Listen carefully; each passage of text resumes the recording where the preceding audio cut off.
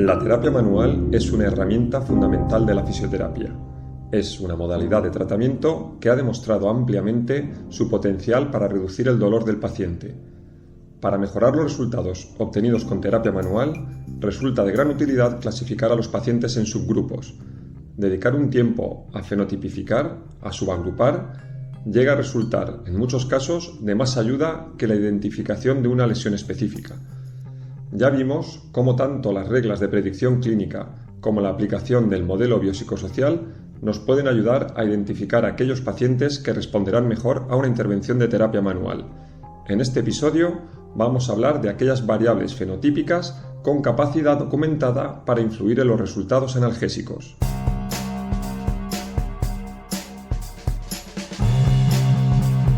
Esto es Fisio sin mitos, un podcast de Carlos López Cubas, dedicado a la anatomía, el sistema nervioso, la fisioterapia y ocurrencias varias.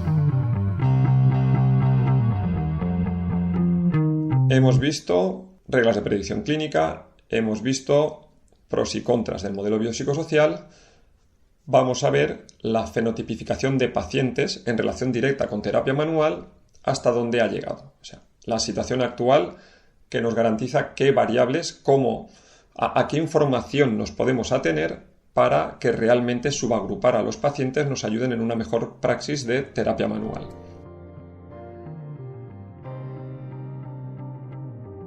Lo primero sería plantear qué es un fenotipo. La definición de fenotipo es la del conjunto de características o rasgos observables de un organismo que son resultado de la interacción, por un lado, del genotipo, o sea, de la información, de la composición genómica, y por otro, de los factores ambientales. El fenotipado del dolor, que es el que más nos va a interesar como fisioterapeutas, caracteriza, etiqueta a los pacientes en subgrupos basados en su experiencia de dolor, bajo la influencia de todos los factores que puedan estar involucrados, factores genéticos, biomecánicos, psicológicos, ambientales.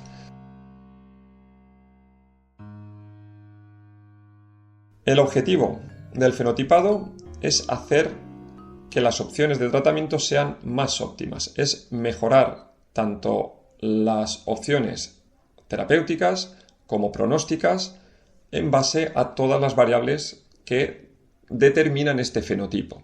Esto es importante en el manejo del dolor, ya que pacientes con los mismos síntomas, con la misma presentación clínica, pero con mecanismos de producción muy probablemente diferentes, demuestran una variación significativa en la respuesta al tratamiento. Entonces, identificando realmente qué grupo y qué probabilidad de respuesta va a tener mi paciente, vamos a ser mejores determinando qué herramienta y cómo la vamos a aplicar en el paciente.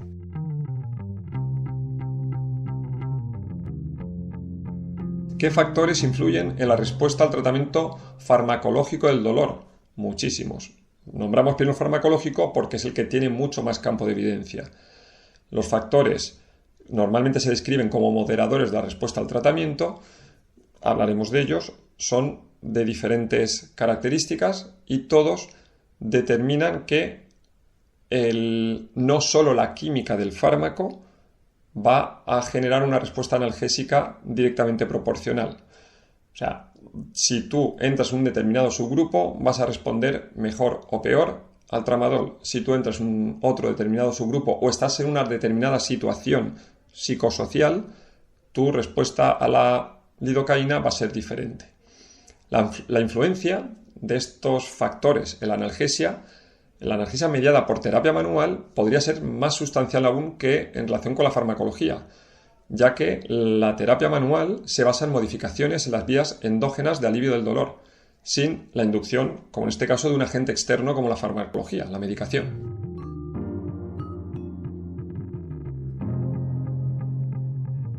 Son 3 las formas de subclasificar pacientes que la literatura científica nos ha ido desarrollando y vamos a ir paso a paso. La primera sería el fenotipado basado en el mecanismo del dolor.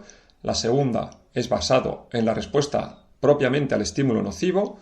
Y la tercera serían las variables con un campo de evidencia suficiente conocidas por moderar o mediar esta efectividad del tratamiento. Vamos con la primera, que es la que más uso ya estamos haciendo en praxis clínica. y es ese fenotipado en base a mecanismos del dolor. Sabemos que la relación entre patología tisular y dolor no es de causalidad. Un dolor de 6 no equivale a un daño de 6.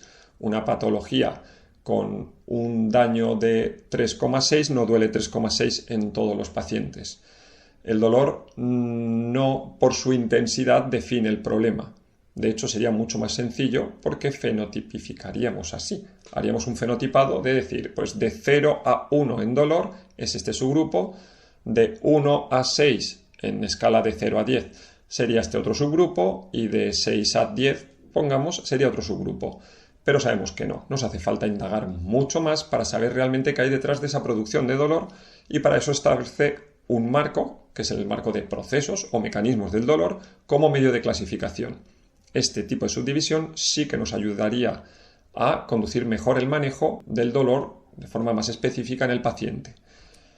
No vamos a desarrollar todos los patrones clínicos o los indicadores subjetivos clínicos en exploración de cada uno de los mecanismos del dolor. Vamos a resumir un poquito porque básicamente son 3. Es el dolor nociceptivo, el dolor neuropático y el dolor nociplástico.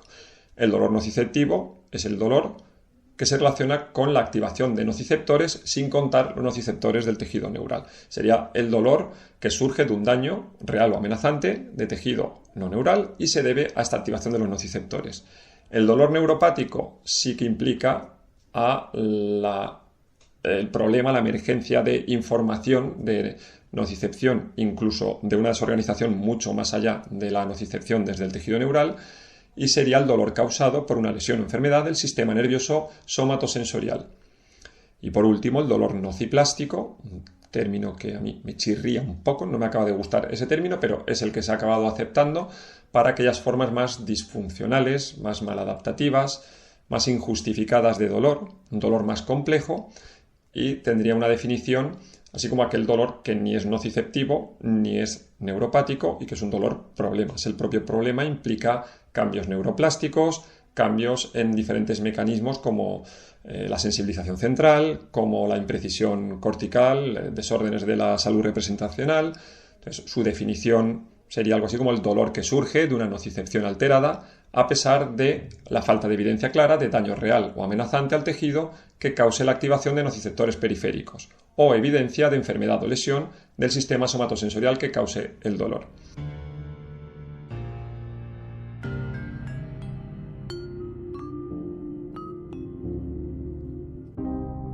Nos vamos a la siguiente forma de fenotipar, que sería en base a la respuesta al estímulo nocivo.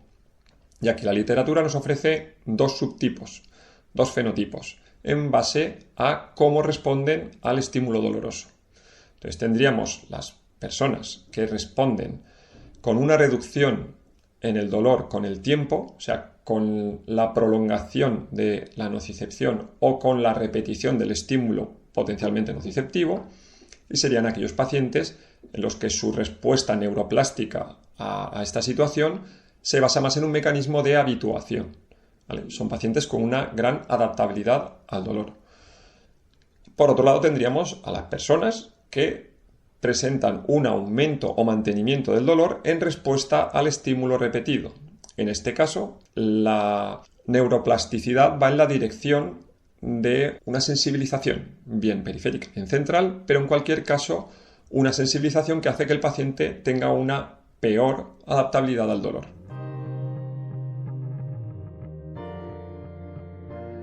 La respuesta clínica a la aplicación de nuestra mecánica mediante terapia manual puede servir, se ha recomendado como medida para ayudar a guiar, por tanto, la intervención del tratamiento. El que haya una analgesia temprana durante y entre sesiones como respuesta incluso a una demo de terapia manual, una aplicación corta, pequeña, aunque intensa suficiente como para que suponga un estímulo mecánico que genere un cambio, pues esta aplicación ha demostrado tener un valor pronóstico para identificar a los respondedores a largo plazo frente a los no respondedores a las técnicas de terapia manual. Digamos que haya cambios a corto plazo en respuesta a la terapia manual puede ayudarte a predecir que vaya a haber un resultado positivo a largo plazo en respuesta a la terapia manual.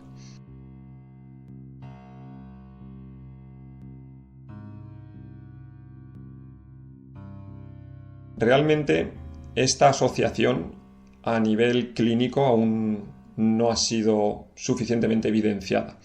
¿Vale? La investigación translacional no ha llegado a establecer esta asociación, con lo cual es una idea que está bien que tengamos en cuenta, pero no podemos asegurar del todo que respuesta a corto haga una predicción de respuesta a largo plazo.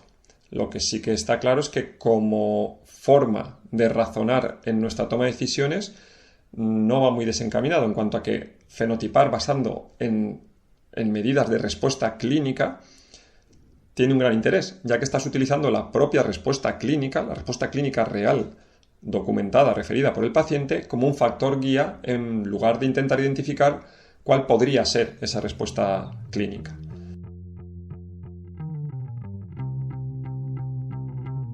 Por último, el tercer grupo, la tercera forma de fenotipificar sería directamente buscar qué variables la evidencia científica ya ha demostrado que tienen un valor fenotípico, o sea, que sí que modifican la respuesta de la aplicación de modalidades analgésicas, por ejemplo, o en este caso de la terapia manual.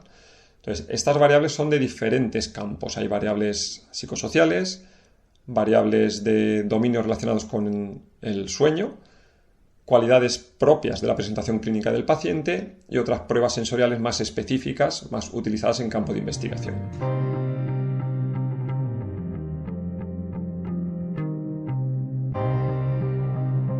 Las variables psicológicas son quizás las más estudiadas y muestran una relación bastante compleja, no solo con el dolor, sino también en cómo responde el paciente, la respuesta clínica, a medidas analgésicas. La depresión, la ansiedad, como las más comunes, se han relacionado con un bajo efecto de los opioides endógenos, que de hecho es uno de los mecanismos analgésicos propuestos de la terapia manual, con lo cual puede influir en su efecto analgésico. De hecho, influir en dos direcciones, ya que la intervención de la terapia manual también va a influir en las variables psicológicas, incluida la depresión y la ansiedad.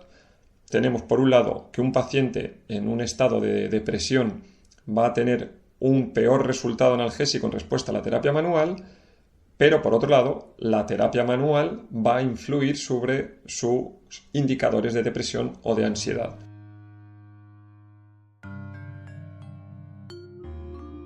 Otra variable con una influencia muy importante en el campo de la fisioterapia sería la catastrofización.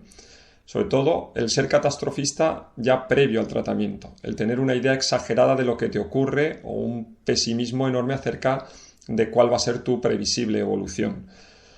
El ser catastrofista ha demostrado que reduce la efectividad de prácticamente todas las intervenciones analgésicas.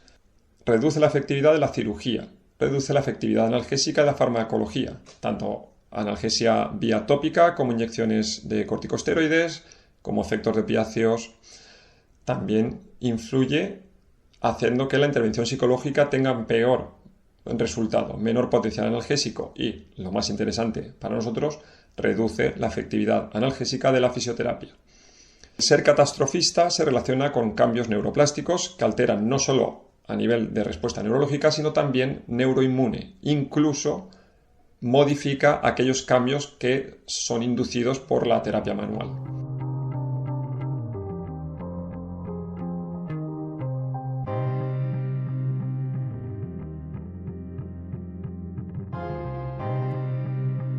Otra variable psicológica que influye en la respuesta al tratamiento sería las expectativas, el condicionamiento, las creencias del paciente, y juegan un papel fundamental en la respuesta neurofisiológica al tratamiento, incluso la respuesta mediada por el placebo.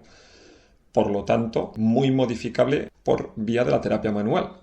Tenemos un enorme potencial para interactuar con la efectividad del tratamiento de terapia manual si manejamos bien las expectativas del paciente o identificamos qué paciente ya viene con una mochila, una carga de problemas a este nivel, de expectativa, de creencia, porque modificarlas en su momento, y en su momento es muy al inicio de nuestro enfoque terapéutico con el paciente, va a optimizar el potencial analgésico de la terapia manual.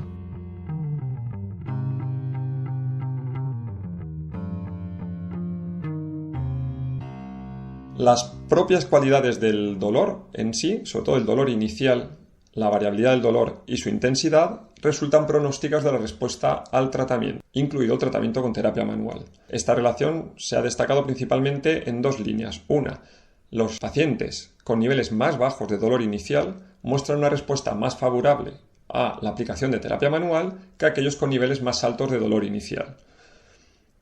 Y por otro lado, está quizá un poquito más curiosa en relación con la variabilidad. Personas que muestran un dolor con una gran variabilidad tienen una respuesta más consistente a los mecanismos placebo que aquellos con un dolor no variable. Volviendo al punto anterior, tenemos la importancia de seleccionar herramientas educativas previas en pacientes muy catastrofistas, o sea, mejorar la educación, las cogniciones, el poner un poquito más asentadas las expectativas del paciente va a hacer, sobre todo en situaciones de dolor con mucha variabilidad, que tengamos un buen punto de partida para que el resto de aplicaciones de tratamiento sean más efectivas.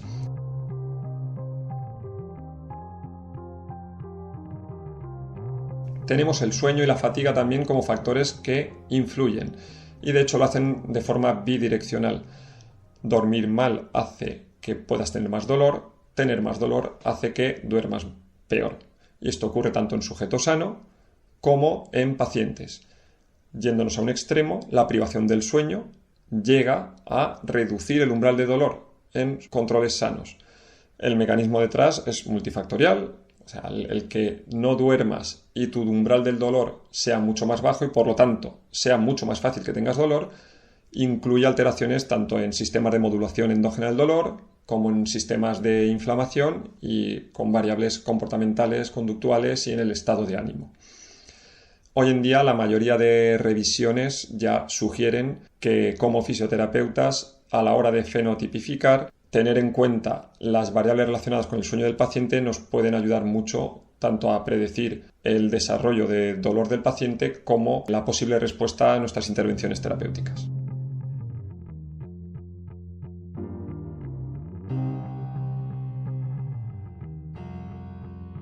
Y por último, insisto más a nivel de investigación, se utilizan diferentes pruebas, como las pruebas sensoriales cuantitativas para establecer variables fenotípicas. Las pruebas sensoriales cuantitativas, QST, conforman un método que cuantifica la función somatosensorial a partir de un protocolo de respuesta a estímulos, todo muy graduado, muy calibrado, estímulos por un lado inocuo, táctiles, como estímulos de carácter más nocivo, todo bien medido, bien registrado, da una valoración numérica y ha demostrado tener un valor pronóstico en situaciones de dolor persistente y en la discapacidad relacionada. También es un valor predictivo para determinar respuesta a farmacología de carácter analgésico y en fisioterapia, digamos que esta relación de valor pronóstico predictivo para determinar la respuesta analgésica aún es inconsistente. Otro tipo de prueba sensorial se basa en valorar la capacidad que tiene un sujeto para modular o adaptarse a los estímulos que en sí tiene un valor predictivo. Ya hablábamos anteriormente que la forma en la que respondes a la repetición del estímulo nocivo puede ser que te haga ser más adaptable o menos adaptable. Hay una forma específica de medir esto, que es las pruebas más de laboratorio, que es de modulación del dolor no condicionado, que se describe como una reducción del dolor reportado a un estímulo doloroso cuando se aplica un segundo estímulo, bien en otro sitio o distal al primer estímulo. Se piensa que esto representa el efecto neto, ¿vale? La sumación de toda la capacidad de modulación descendente del paciente, y ha demostrado que se asocia con modificación de resultados en analgesia a fármacos, a terapia manual y a ejercicio. Con toda la amalgama de variables que van a influir, pensamos que todo esto ya debería estar optimizando mucho la aplicación de terapia manual, pues desafortunadamente aún no ha modificado tanto la toma de decisiones y la praxis clínica, porque aún estamos lejos de entender el alcance de cómo cada una de las variables o en qué situación va a modificar tanto la evolución del paciente como nos va a servir de indicador fiable de la respuesta al paciente a alguna de nuestras intervenciones.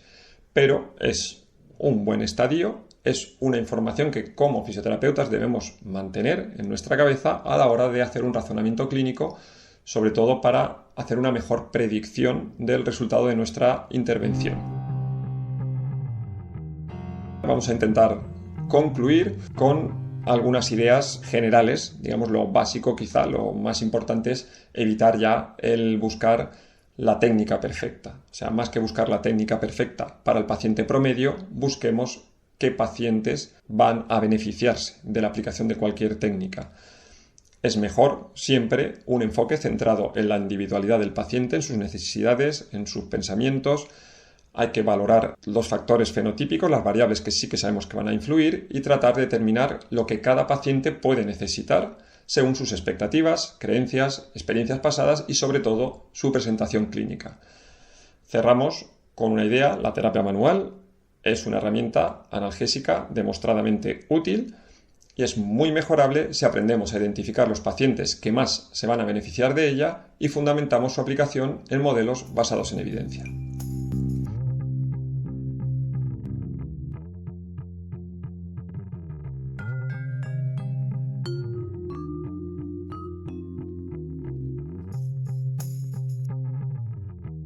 Espero que esta serie de episodios dedicados a los entresijos de los mecanismos de la terapia manual y a cómo mejorar su aplicación mediante la subagrupación de pacientes ayuden a entender mejor esta excelente herramienta de la fisioterapia. A nivel profesional, y desde hace ya más de 25 años, sigue siendo un pilar fundamental en mi práctica diaria como fisioterapeuta. Sigan moviéndose.